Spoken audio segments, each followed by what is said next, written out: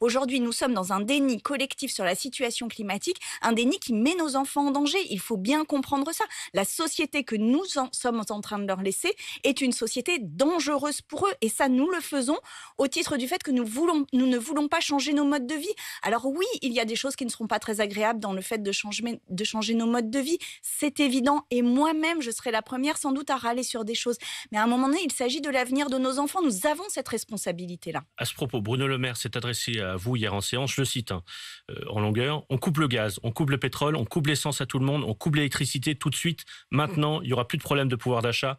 Demain, on éteint tout. Vive la décroissance.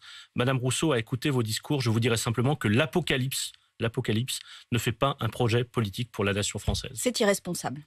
C'est irresponsable de la part d'un ministre du gouvernement aujourd'hui, alors que le rapport du GIEC est sorti il y a quelques semaines, voire quelques mois. C'est irresponsable.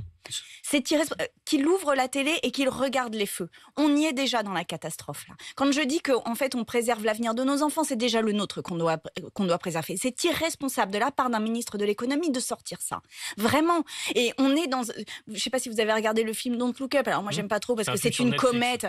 C'est une comète qui tombe du ciel. Mais alors que là, c'est nous qui sommes responsables de ce réchauffement climatique. Mais là, on est dans un déni qui est criminel. Mais en même temps, ils pensent à tous ces Français, et je sais qu'ils sont nombreux qui nous écoutent, qui, par exemple, habitent en zone rurale, ont une famille avec 2 enfants, ils habitent à quelques dizaines de kilomètres de leur travail, ils ont 2 voitures, peut-être même une chaudière au fioul, ils n'ont pas forcément de gros revenus.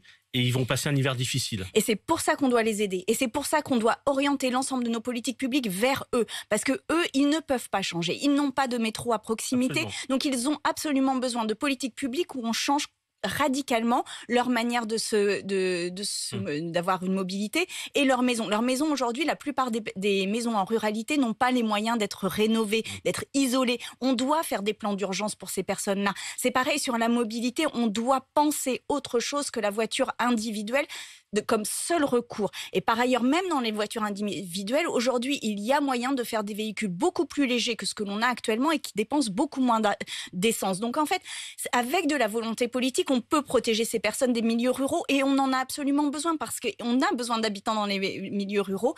Et là, aujourd'hui, ce sont eux les plus exposés au réchauffement climatique.